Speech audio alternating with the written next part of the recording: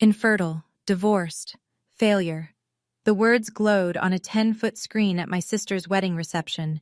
200 guests laughed. My father smiled and said, "Just a joke, sweetheart."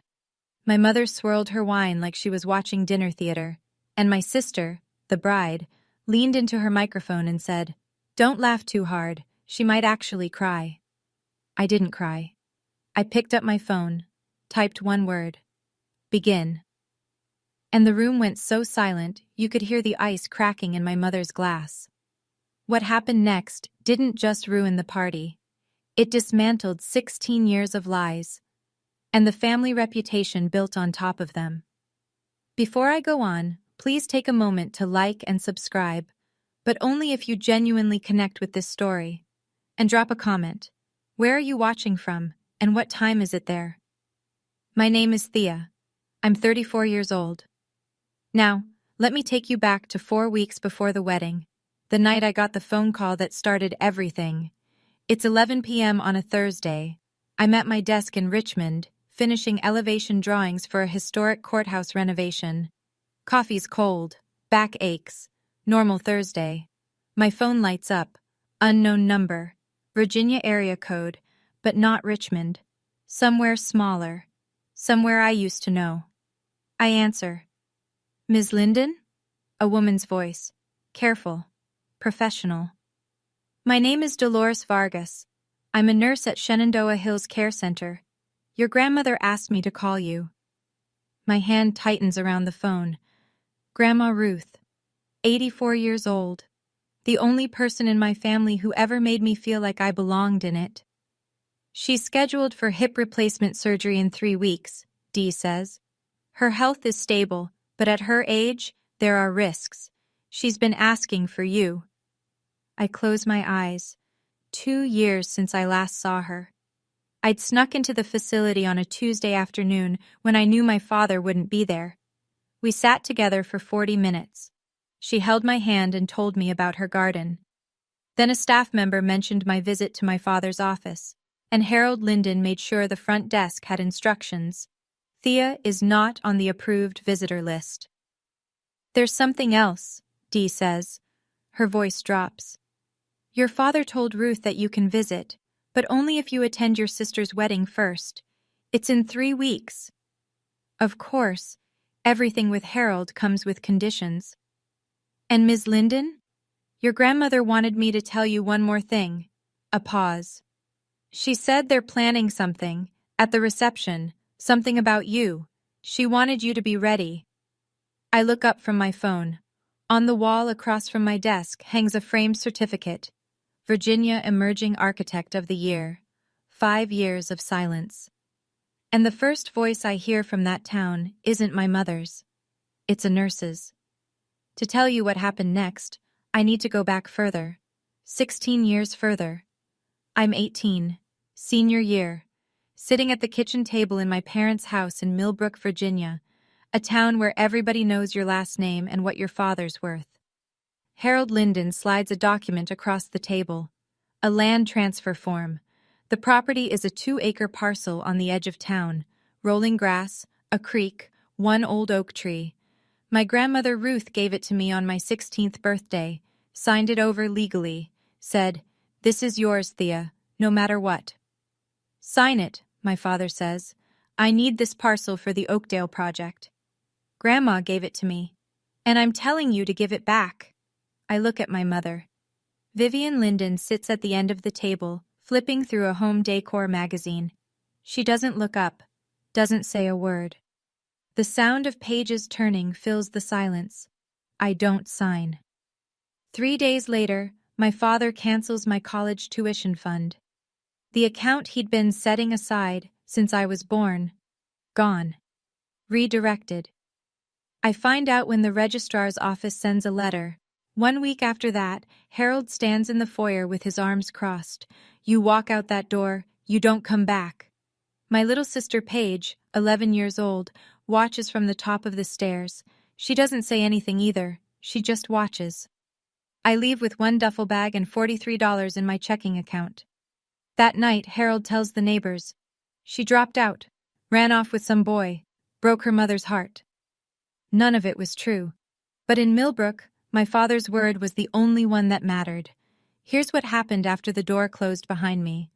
I slept in my car for 2 weeks, worked the counter at a gas station outside Charlottesville, got my GED at 19 while waitressing double shifts at a diner that smelled like bacon grease and bleach, applied to community college, transferred to Virginia Commonwealth University on a need-based scholarship, studied architecture because I liked the idea of building things that lasted, things that couldn't be taken away with a signature.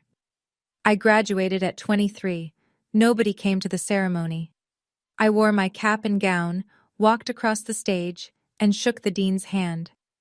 Then I went home to my studio apartment and ate takeout on the floor. At 24, I married Drew Halpern, a man I'd met through Harold's old business network before I was cast out. He was 12 years older, charming in public, suffocating in private.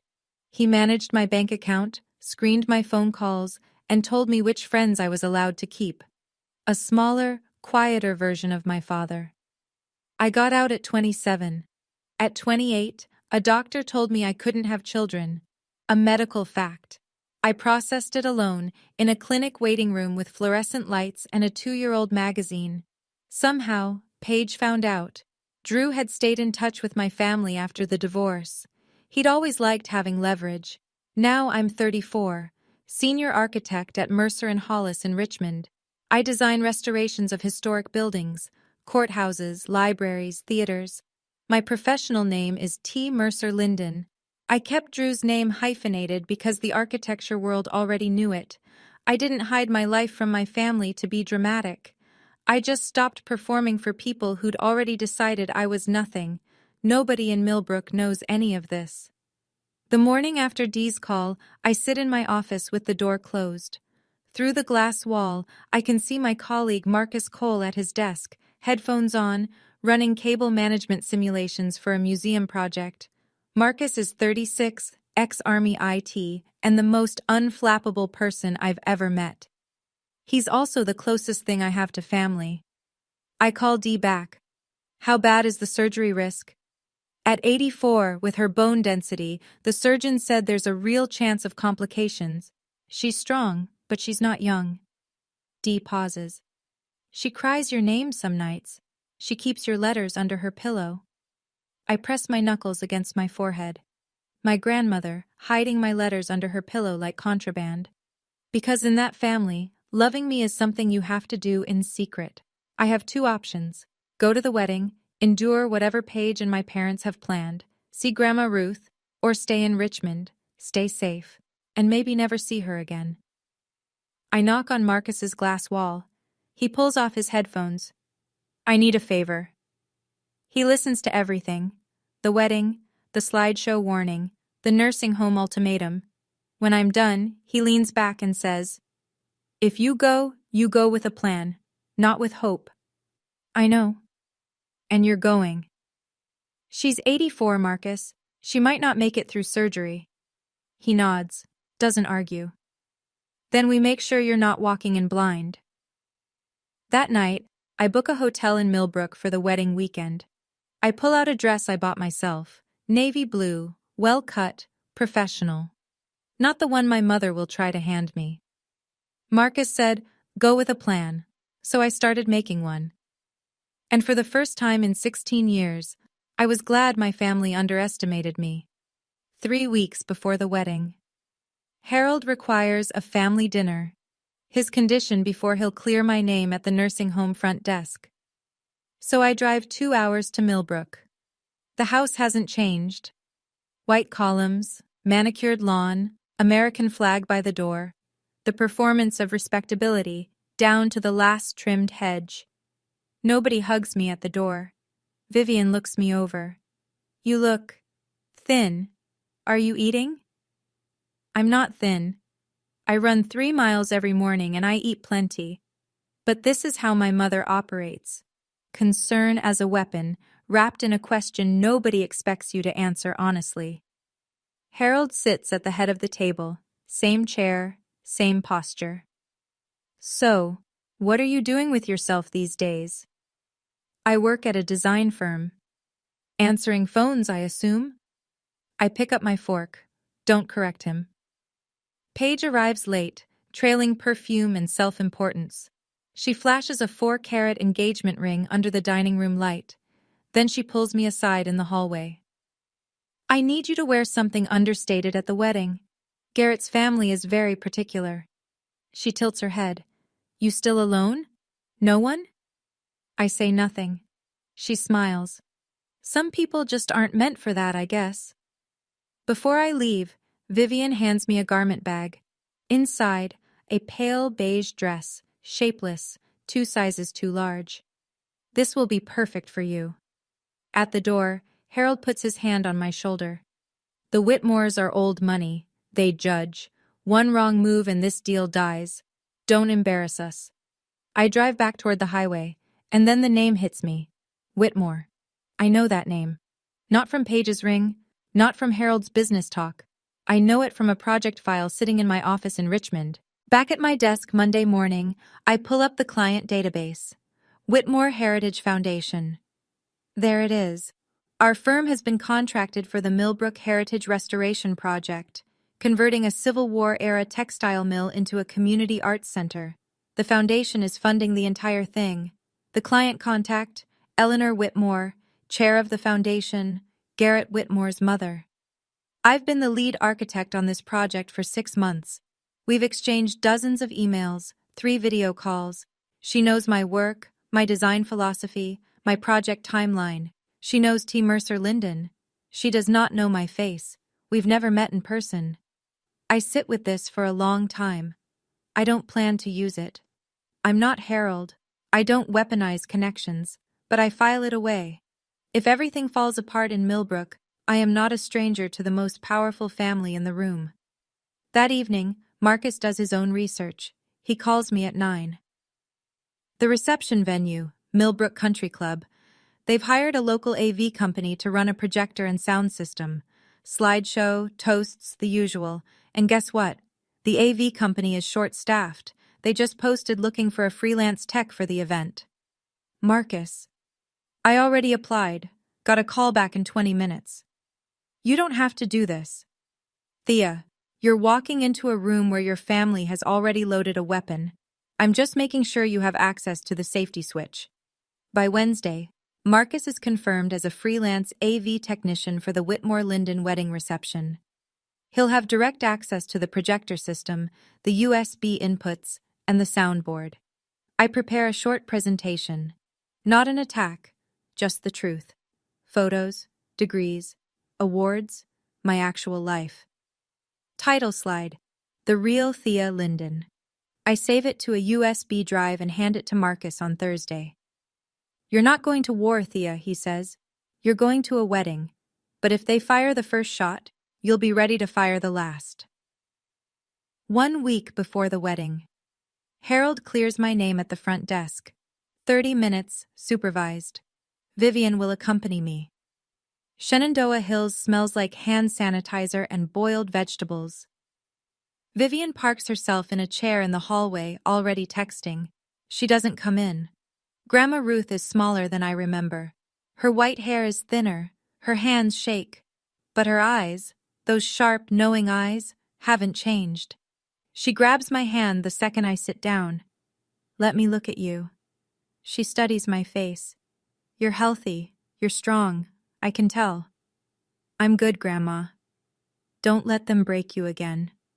Her grip tightens. You're the strongest one in this family. You always were. She reaches under her pillow and pulls out a small envelope. Dee helped her hide it from the staff Harold pays to keep tabs. Inside, a photocopy of a property deed. The 2-acre parcel. My name, clear as day. That land is yours, Ruth says. It always was. Your father never got it transferred. He's been furious about it ever since. I stare at the document. For 16 years, I assumed Harold had found some legal way around my refusal, some technicality, some forged signature. He hadn't. The land was still mine. He tells people it's part of Linden Properties, Ruth whispers, but it's not. He never had the right. A knock on the door. Vivian's voice clipped. Time's up! I fold the envelope into my jacket pocket. I lean down and kiss Ruth's forehead. "That's my girl," she murmurs. I walk out past my mother, who doesn't ask how Ruth is doing. She checks her lipstick and her phone screen and says, "Let's go, I have a fitting." I leave the nursing home with two things: a grandmother's blessing and proof that my father had been lying about more than just me. 6 days before the wedding, my apartment in Richmond. Marcus sits on my couch with his laptop open. On the screen, the slideshow I've built. Slide 1. A photo of me in my cap and gown at graduation. Alone. Smiling anyway. Caption: "No one came to my graduation, I went anyway." Slide 2. My architecture license, framed on my office wall. Licensed architect, Commonwealth of Virginia. Slide 3. Me on a job site, hard hat on, blueprints in hand. Senior architect, Mercer and Hollis. Slide 4. The award plaque. Virginia Emerging Architect of the Year. Slide 5. A simple text screen. White letters on black. "You called me a dropout. I have a master's degree. You called me broke. I own my home. You called me a failure. I design buildings for a living." Marcus scrolls through, nods. Clean, factual, no insults, just the record. That's the point. I don't want to attack them. I want the truth to be louder than their joke. He closes the laptop. "You sure you don't want to add the part about your dad's Oakdale problem? The land?"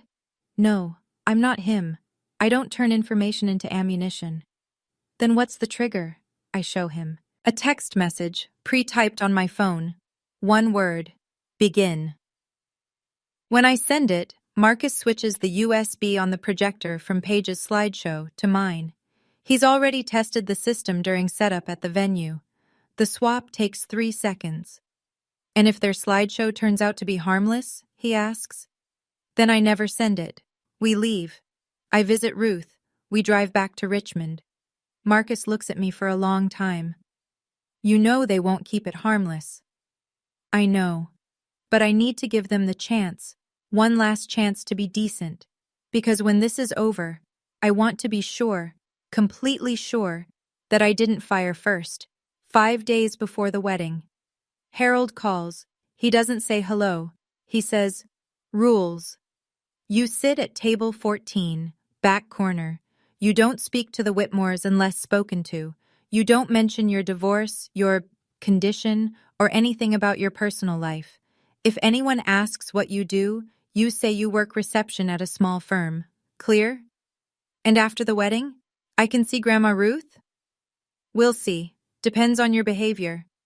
The line goes dead. That evening, my phone buzzes.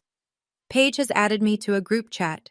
Vivian, Harold, Paige, and now me. The first message is a preview of the slideshow. I watch the images load. The Linden family. And then there's Thea.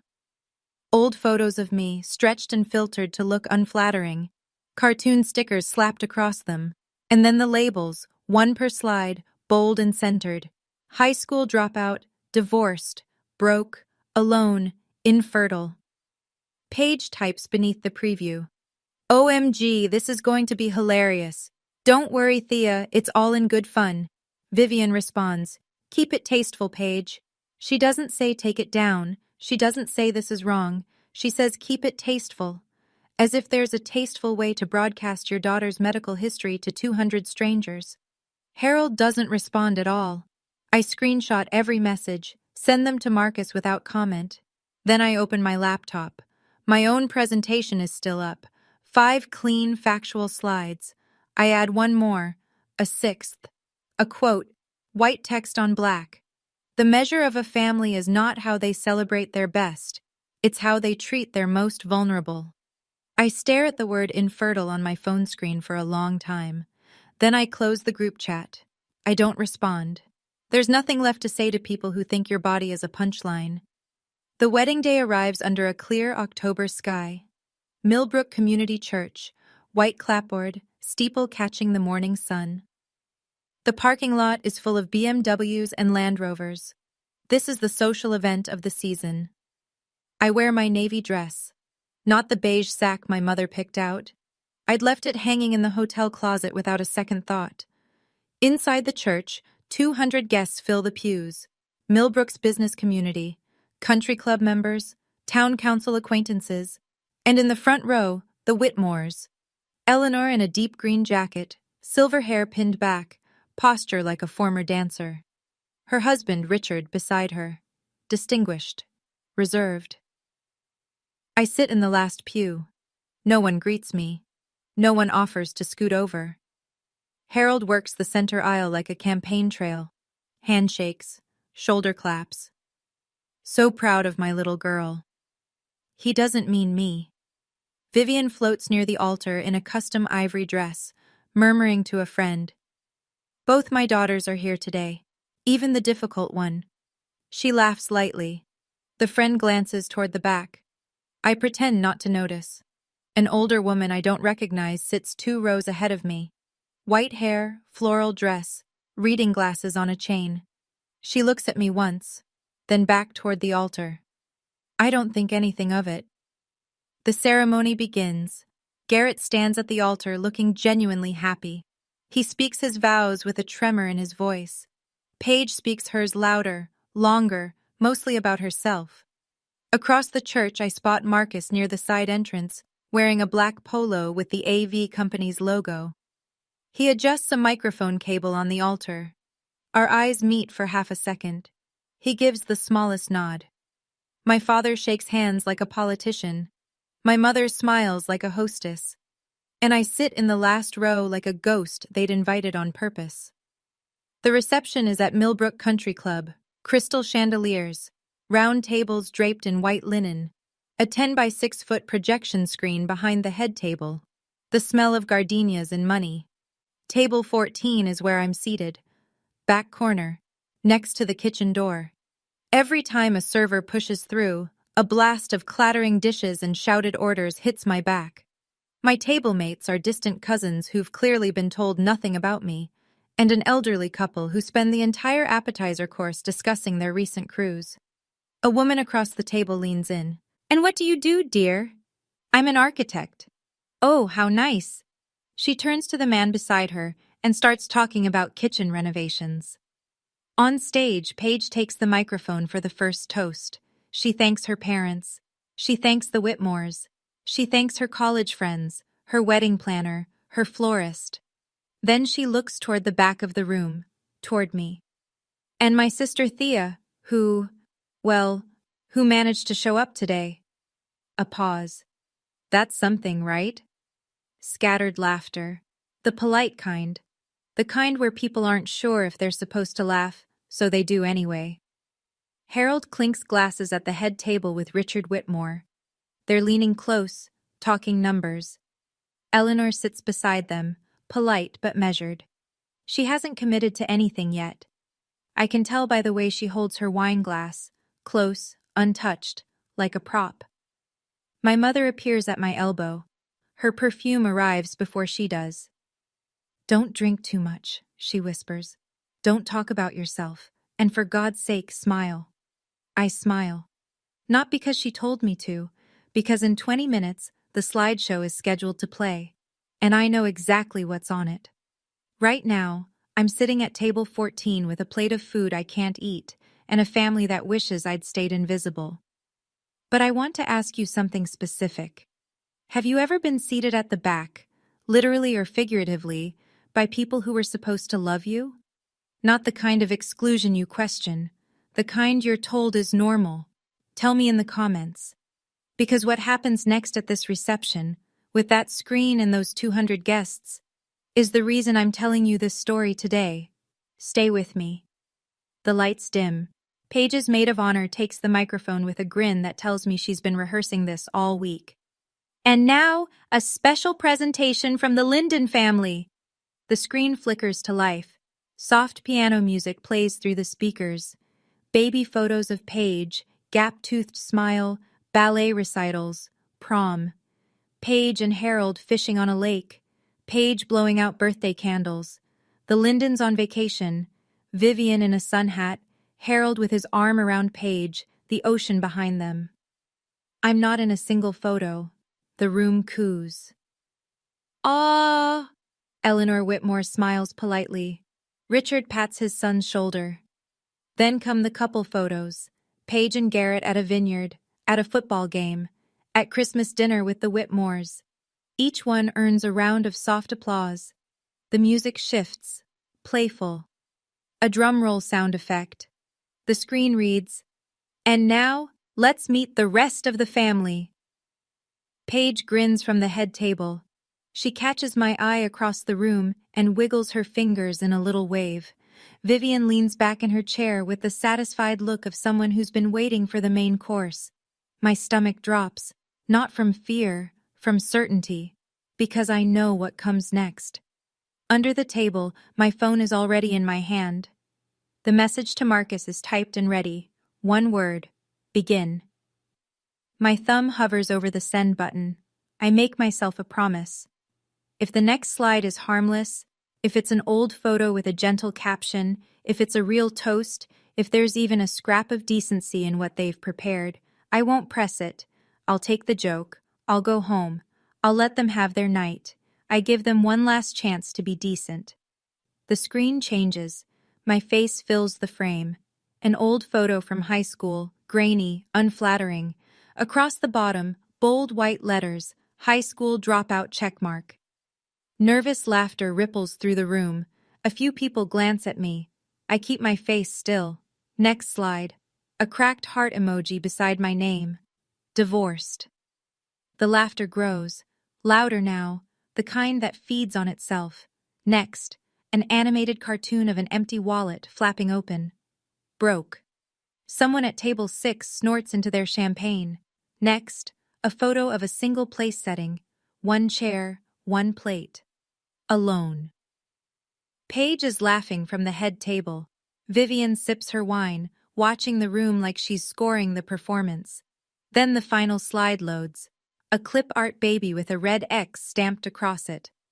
Infertile. The word fills the 10-foot screen. For a moment, the room goes quiet. The shocked kind. The kind where people realize they've been laughing at something they shouldn't have. Then a few more laughs break through. Uncomfortable, herd following. Paige leans into the microphone. "Don't laugh too hard. She might actually cry." Vivian swirls her wine. Half smile, eyes on me. Harold catches my gaze from the head table. "Just a joke, sweetheart. Lighten up." Eleanor Whitmore is not laughing. I see it clearly from across the room. She sets her glass down on the table with a quiet click. Her jaw tightens. She looks at Harold, then at the screen, then at me. I feel the blood rush into my face. My hands shake. My vision narrows to one word on that screen. Infertile. My medical history. My private grief. Projected for 200 strangers to laugh at. That was the line. And they didn't just cross it. They broadcast it in 10-foot letters. I look around the room. 200 faces. Some laughing. Some looking away. Some pretending to check their phones because they don't know where to put their eyes. Paige is beaming. This is her favorite part of her own wedding. Not the vows, not the first dance, but this. Watching me sit in the wreckage of my own humiliation. Vivian raises her glass slightly. A silent toast to her own cruelty. Harold has already turned back to Richard Whitmore, resuming their conversation as if nothing happened. As if putting Infertile on a screen for 200 people is the social equivalent of a knock-knock joke. I look down at my phone. The message is still there. One word. Begin. I think about Ruth, about her hands shaking when she gave me that envelope, about the way she said, "Don't let them break you again." I'm not breaking. My thumb presses send. 3 seconds pass. The slideshow freezes. The screen goes black. Paige frowns. Tech issues?" She waves toward the back of the room. "Can someone fix that?" Behind the AV booth, Marcus pulls Paige's USB from the projector and inserts mine. His hands are steady. He's done harder things under worse pressure. The screen lights up again. White text on a dark background. Clean. Simple. The real Thea Linden. The room goes silent. Not the polite kind. The kind where every head turns and every conversation stops at once. Harold stands up. What is this? Turn it off. He looks toward the AV booth. Marcus doesn't move. The system remote has been locked. The only way to kill it is to pull the power cable in the utility closet, and Marcus locked that door 20 minutes ago. For the first time in 16 years, my father can't silence me. The first slide fills the screen. A photo of me at graduation, cap and gown, standing alone in front of the university seal, diploma in hand. The caption reads, "No one came to my graduation. I went anyway." Murmurs. A woman at table 3 puts her hand over her mouth. Next slide. My architecture license, framed and mounted. Licensed architect, Commonwealth of Virginia. The murmurs get louder. Next. Me on a construction site, hard hat, steel-toed boots, blueprints rolled under my arm. Behind me, the skeleton of a renovated courthouse. Senior architect, Mercer and Hollis. A man near the front turns in his chair to look at me, then another, then a whole table. Next slide. A framed plaque. Virginia Emerging Architect of the Year. Eleanor Whitmore's hand freezes halfway to her glass. The final content slide appears, white text on black. You called me a dropout. I have a master's degree. You called me broke. I own my home. You called me a failure. I design buildings for a living. I stand up from table 14. I don't walk to the stage. I don't grab a microphone.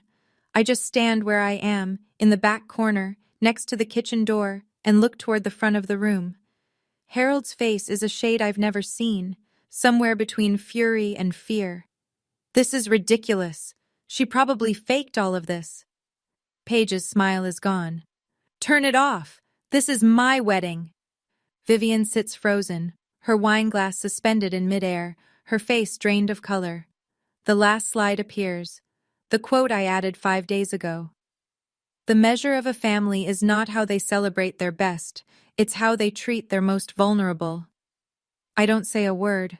I don't need to. The screen is doing all the talking. Harold moves fast.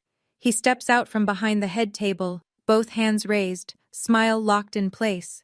The same smile he uses at town council meetings and Rotary dinners. Folks, I apologize for the interruption. My older daughter has always had a flair for drama. He chuckles. It lands flat. This is clearly a misunderstanding. He walks toward me. The crowd parts slightly, the way people do when they sense a collision coming. His shoes click on the hardwood. When he reaches table 14, he lowers his voice, but not enough. The tables nearby can hear every word. Sit down, right now, or you will never see your grandmother again. I look at him. My father, 62 years old, builder of houses, destroyer of daughters, and I say in the same quiet voice, "You've used Grandma Ruth as a leash my whole life. That ends tonight." His jaw clenches. I will call security. From the head table, a chair scrapes back. Garrett Whitmore stands up. His face is tight. Wait.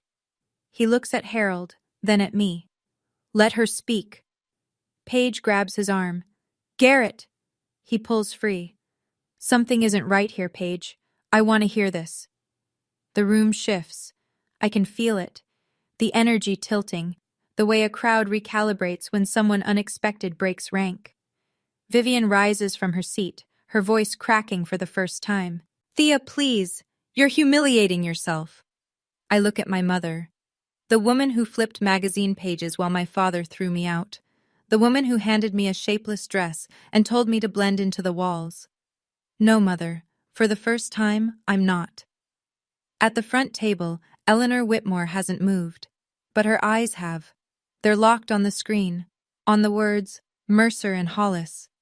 And something in her expression changes. I step away from table 14. I don't rush. I don't raise my voice.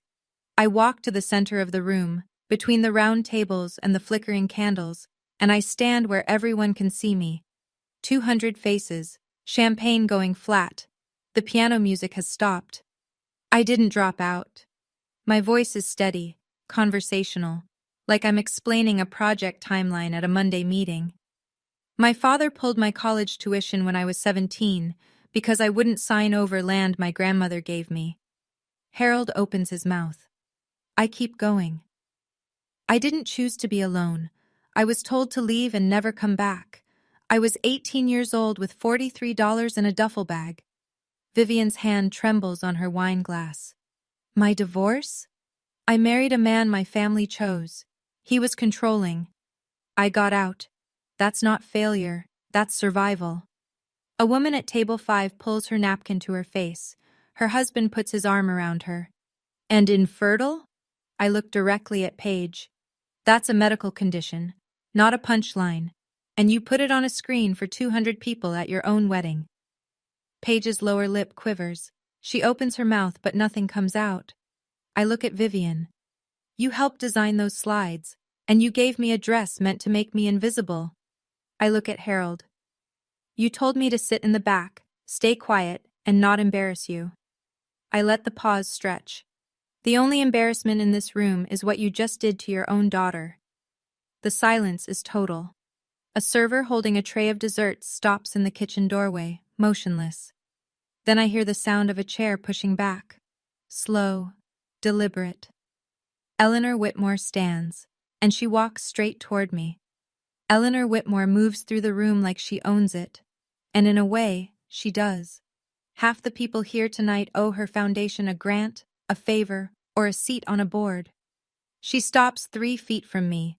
Her eyes move from my face to the screen behind us, where senior architect Mercer and Hollis is still glowing. T. Mercer Linden. She says it like she's confirming something she already suspected. You're the architect on the Millbrook Heritage Project. Yes, ma'am. Eleanor turns, slowly, the way a woman turns when she wants a room to see exactly where she's looking. She faces Harold. Mr. Linden. Her voice is steady and surgical. The woman you just humiliated in front of my family is the architect I hired to restore the most important building in this town. The color drains from Harold's face in real time. I watch it happen, the confident flush replaced by something gray and exposed. I didn't know. You didn't know because you didn't bother to know your own daughter. A ripple runs through the room. Whispered words, heads turning. Someone at table 8 pulls out a phone. Paige jumps up from the head table, voice pitched high. Babe, this is insane. She's making this all up. She reaches for Garrett's hand. He steps back. His hand stays at his side. Vivian tries next. She approaches Eleanor with her hostess smile at full power. Eleanor, please, this is a family matter. Eleanor doesn't break eye contact with Harold. You made it a public matter, Mrs. Linden, when you put it on a 10-foot screen. The room exhales. I can hear it. 200 people breathing out at once, the collective release of held tension, the recalculation happening at every table. Nobody is looking at the bride anymore. Harold tries to recover. He's spent 62 years recovering. It's what he does. Builds back the smile, adjusts the handshake, resets the narrative. Eleanor, let's not overreact. He puts on his country club voice. Warm, reasonable, man to man, except she's not a man, and she's not buying it. It was a silly joke. You know how families are. I know how my family is, Eleanor says. We don't put our children's medical records on a screen for entertainment. She turns to Garrett. Son, I think we need to have a conversation, privately, tonight. Garrett nods. He's been watching Paige since the reveal. His expression isn't anger. It's something worse. It's reevaluation. He looks at his bride and says, You told me Thea was unstable. You said she had issues, that she was jealous of you. Paige's voice cracks. She is jealous. She's a licensed architect with awards, Paige, and you put infertile on a screen at our wedding. Harold steps toward Eleanor, dropping his voice to a register that probably works in boardrooms. Let's talk about the Oakdale partnership. This has nothing to do with... Eleanor raises her hand. One gesture. That's all it takes. The Oakdale partnership? She repeats it as if tasting something spoiled. Harold, after what I just witnessed, there is no Oakdale partnership. Harold's mouth opens. Nothing comes out. His hand, still raised in a half gesture, drops to his side. Vivian breaks, not gracefully, a sharp, strangled sound that might be a sob. This can't be happening. She says it to no one. She says it to the tablecloth. I stand in the center of the room. I don't smile. I don't nod. I don't celebrate. I just stand. For the first time in my life, standing is enough. Harold just lost the Oakdale deal. Paige just lost control of her own reception. And my mother is crying. Not for me. Never for me. For the image. I'm standing in the middle of this room, and for the first time, no one is telling me to sit down. Now I need to know, if this were your family, would you have pressed begin? Or would you have walked away? Drop a 1 for begin or a 2 for walk away in the comments. And stay with me, because what happens after this moment is something I never planned for. Paige is a fast learner. She grew up watching our mother pivot from cruelty to composure in under 5 seconds, and now she deploys the same skill.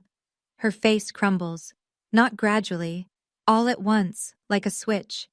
Tears spill down her cheeks. She rushes to the center of the room, hands pressed to her chest. This is my day! Her voice breaks perfectly. She always does this. She has always been jealous of me. She turns to the crowd, mascara streaking. I invited her because I wanted her here. The slideshow was supposed to be funny. She's twisting everything. A few guests shift uncomfortably. There it is. That hesitation that predators rely on. The moment where onlookers wonder, maybe the crying woman is the real victim. Paige spins toward Garrett. You're choosing her? On our wedding day? Vivian rushes to Paige's side, wrapping an arm around her. My baby. They're attacking my baby.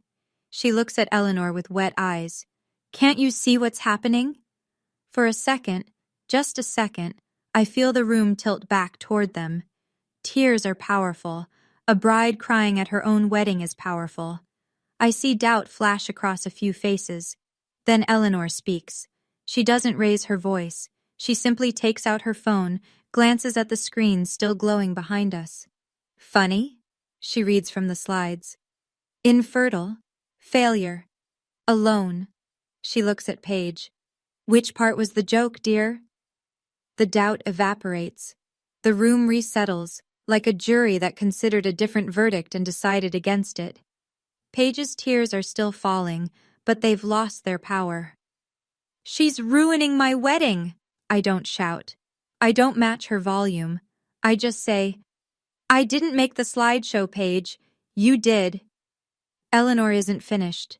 She turns back to Harold, and this time, her voice carries the flat precision of a woman who manages a multi-million-dollar foundation. The Oakdale Project. You told us the land was fully consolidated under Linden Properties. Every parcel accounted for. Harold stiffens. It is. I wasn't planning this. I didn't rehearse it. But I hear the words Oakdale and fully consolidated, and something clicks into place. The envelope in my pocket, the deed Ruth pressed into my hands 1 week ago. Actually, I say, it's not. The room turns to me. I reach into my jacket and pull out the folded photocopy. The center parcel, the one my grandmother gave me when I was 16, is still in my name. I have the deed right here. Harold's face goes rigid. Not the public rigidity of composure, the private kind. The kind I remember from the kitchen table when I was 18, and he slid that document across to me. Eleanor looks at the paper, then at Harold. You were going to build on land that belongs to your estranged daughter, without her consent? Without telling us? She was supposed to sign it over years ago. I was 18. You tried to force me. I said no. You threw me out. I fold the deed and put it back in my pocket. And you've been telling people the land was yours ever since. Richard Whitmore stands for the first time. He buttons his jacket, the kind of small, deliberate motion men make when they're about to leave permanently. Eleanor meets Harold's eyes one final time. Mr. Linden, I think we're done here. Harold turns to me. His voice drops to something raw and small. You ungrateful. Garrett steps forward. Enough. His voice is sharp and final. That's enough, Mr. Linden. Something in Vivian fractures. She's been holding it together. The smile, the posture, the hostess mask, for the better part of 40 years. But the Whitmores are walking away. The deal is dead. And the room is looking at her family the way she's spent her entire life, making sure they never would. She turns on me. The polish is gone. The magazine-flipping, wine-swirling composure, gone. You think you're better than us now? Her voice is shaking. You think your little slides change anything? You were nothing. You had nothing when you left this house. You're right, I say. I had nothing. Because you made sure of that. I did what was best for this family. You did what was best for the image. There's a difference. She looks around the room, searching for an ally. Her eyes land on familiar faces, country club friends, book club members, women she's had lunch with for 20 years. She tries the social smile. This is so embarrassing. Family drama, you know how it is. Nobody smiles back. Then a voice rises from the back. The older woman from the church, the one with reading glasses on a chain. She stands slowly, gripping the edge of her table. I've known Ruth Linden for 50 years. Her voice is thin but carries through the silent room. She would be ashamed of what you three did tonight. She picks up her clutch purse and walks toward the exit. Her heels click against the floor, measured and final. Another couple stands. Then a man at table 9. No speeches, no drama. They just leave. Vivian sinks into the nearest chair. Her hand finds her wineglass, but she doesn't lift it. For the first time, she looks exactly her age. Maybe older. The room is emptying, and no one is pretending this was a joke anymore. The room is thinner now. Empty chairs scattered among the remaining guests. The gardenias are wilting under the heat of the chandeliers. Paige sits alone at the head table. Garrett stands with his mother near the side door. Harold hasn't moved from the center of the room, hands at his sides, staring at the floor. I look at what's left. My family. This room. 16 years of silence, ending here, between dessert plates and half-empty champagne flutes. I don't go to the microphone. I don't need it. My voice carries just fine in a room this quiet. I didn't come here to ruin your wedding, Paige. I look at my sister. I came because Grandma Ruth asked me to, because even after everything, she still believes this family can be better. Paige's head drops. I don't hate any of you. I look at Harold, at Vivian. But I am done being your punchline. I'm done earning the right to exist in this family. Harold's eyes finally lift to mine. They're red. I've never seen that before. If you want me in your life, it starts with respect. Not conditions, not performances. Respect. I pick up my clutch from table 14. I straighten my navy dress, the one I bought myself. And if you can't do that, then this is goodbye. I walk toward the exit. Past Harold, he doesn't look up. Past Vivian, she's staring at the tablecloth. Past Paige, she turns her face away. At the door, a voice stops me. Ms. Linden? I turn. Eleanor Whitmore is standing near the coat check. Her green jacket is already on. Her car keys are in her hand. Monday morning.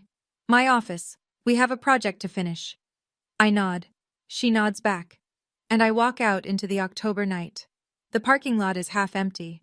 Most of the early leavers are already gone. I sit in my car with the engine off, hands on the steering wheel, staring at the country club entrance. A tap on the window. Marcus, still in his AV company polo, holding 2 gas station coffees. I unlock the door. He slides into the passenger seat and hands me one. You okay? No. I wrap both hands around the cup. But I'm better than I've been in years. We sit in silence for a while. Through the windshield, I can see figures trickling out of the club. Couples walking fast. A man loosening his tie. Nobody's laughing. My phone buzzes. Garrett. I'm sorry for what my wife's family did. Paige and I need to talk. I don't know where this goes. Another buzz. D. Your grandmother saw everything. Someone's niece was live streaming the reception to a family group chat. Ruth watched the whole thing. She's laughing. She says, "That's my girl." I close my eyes. Ruth, in her nursing home bed, watching her granddaughter stand up in a room full of people who tried to make her invisible. Laughing. Proud. One more. Eleanor Whitmore. I've informed my team about the Oakdale land situation. Harold will not be building on your property. We'll find another partner for future development. I type back to Eleanor. Thank you. To Dee. Tell her I love her. To Garrett. I'm sorry too, for all of it. I don't respond to Harold, or Vivian, or Paige. There's nothing to say that wasn't said in that room. Marcus starts the car. Where to? Hotel, then home tomorrow. He pulls out of the parking lot. In the rearview mirror, the country club shrinks. Millbrook is a small town, and small towns do what they do best. They talk. The week after the wedding, Millbrook rearranges itself. I hear this secondhand, from Dee mostly, and from Marcus, who has a talent for monitoring small-town Facebook groups. Vivian is removed from the Millbrook Autumn Gala Planning Committee. No formal announcement, just a quiet email from Eleanor's assistant. We're restructuring the committee this year. Thank you for your past contributions. Vivian calls 3 board members. None of them pick up. Harold loses 2 minor business partners within the first 10 days. A property developer in Staunton pulls out of a joint venture, citing alignment concerns. A local contractor who'd been loyal for 15 years sends a polite letter about pursuing other opportunities. Linden Properties doesn't collapse. Harold's too entrenched for that. But the cracks are visible, and in a town where reputation is currency, cracks spend fast. Paige and Garrett. Garrett asks for couples counseling. Paige refuses. She calls it an insult. By the second week, Garrett packs a suitcase and moves into his parents' guest house. They're not divorced, but they're not together. The book club that Vivian has hosted every third Thursday for 11 years quietly relocates to someone else's living room. No one tells her. I don't follow any of this in real time. I'm in Richmond, back at my desk, back at my drafting table. I have a courthouse renovation to finalize and a heritage project to present. Marcus reads me a post from the Millbrook Community Facebook page while we're eating lunch. Someone shared a photo of the slideshow screen with the caption, "This happened at the Whitmore-Linden wedding. Shame on the Lindens." 87 reactions, 42 comments. You didn't do this to them, Marcus says, closing his laptop. I know. They did this to themselves. You just stopped covering for it. I eat my sandwich. It tastes better than anything served at table 14, 3 weeks after the wedding, a Tuesday evening. I'm reviewing blueprints for the Millbrook Heritage Project. Eleanor's foundation wants the presentation ready by month's end. My phone rings. Harold. I almost don't answer. Then I pick up. He doesn't start with an apology. He starts with an offer. The land. Name your price. Let's end this like adults. The land isn't for sale. It was Grandma Ruth's gift to me. It stays mine. You're destroying this family over a piece of dirt? You destroyed this family over a piece of dirt 16 years ago, when you chose a parcel over your daughter. Silence. Long. The kind that lives on the phone line like static. I did what I thought was right, he says finally. So did I. And here we are. Another pause. Then his voice changes. Softer, almost human. Your grandmother is no longer your bargaining chip. I keep my voice level. I've contacted Shenandoah Hills directly. I'm listed as her secondary emergency contact. I can visit whenever I want. You don't get to use her against me anymore. I hear him breathe, in and out, the sound of a man realizing that the last lever he had has been removed. You always were the stubborn one, he says. I learned from the best. I wait for more. An apology. A confession. A crack in the wall he spent 62 years building. Instead, he hangs up. I set the phone down on my desk. My hands aren't shaking. My heart rate is normal. There was a time when a phone call from Harold Linden would have sent me spiraling for days, replaying every word, wondering if I'd been too harsh, too ungrateful, too much. That time is over. I go back to my blueprints. 2 weeks after Harold's call. A Sunday morning.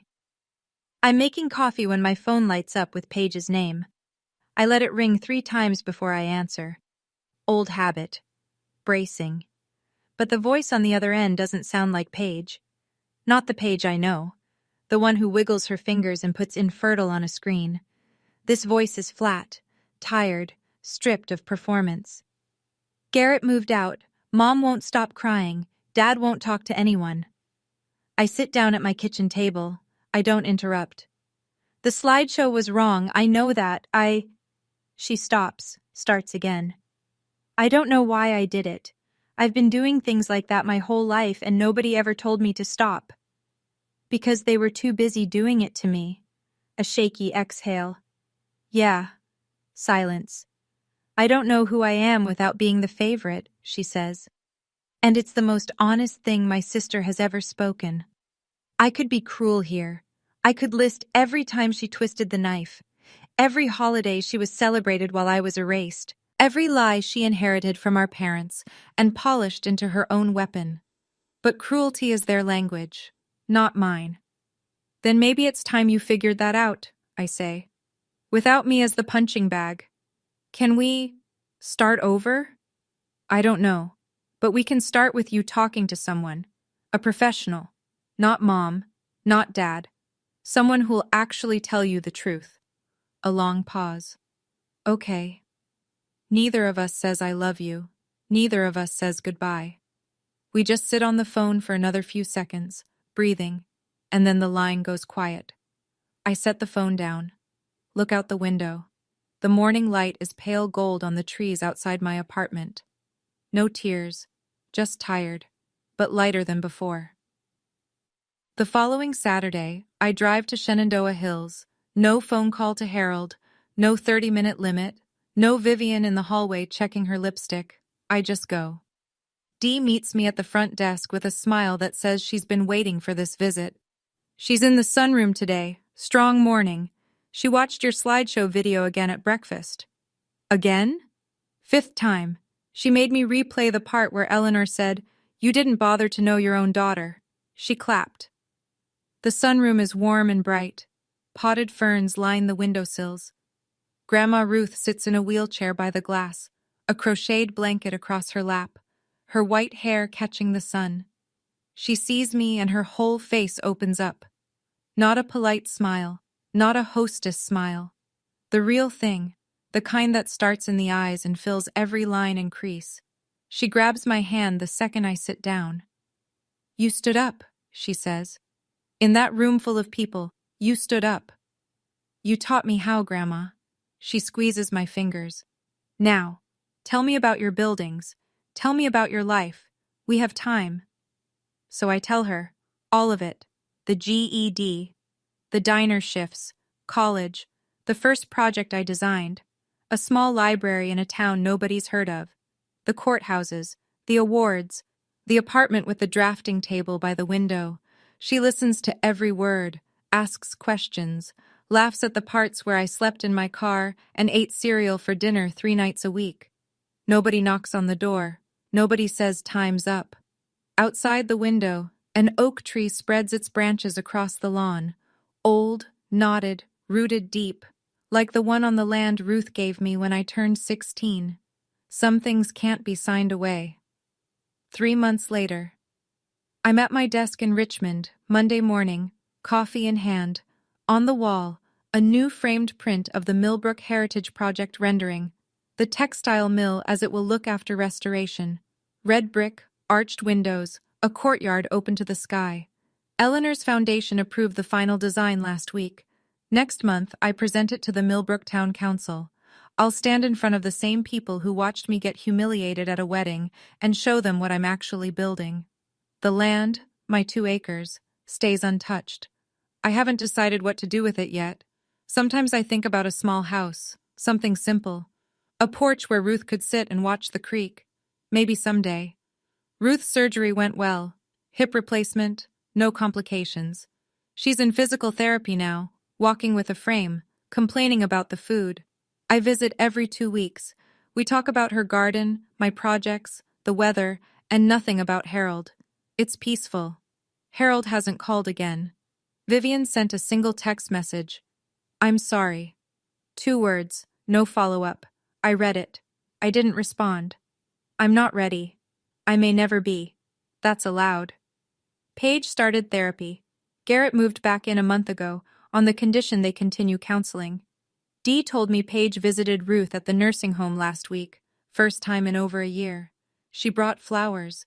Ruth said Paige looked different, quieter. I don't know what that means yet, but it's something. Marcus and I are working on a new project together, a historic schoolhouse in the Shenandoah Valley.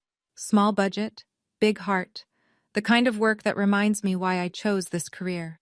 I eat breakfast alone most mornings. Coffee, toast, the news. But alone isn't the same as lonely. I learned the difference when I stopped sitting at table 14. This morning I stand in front of my bedroom mirror.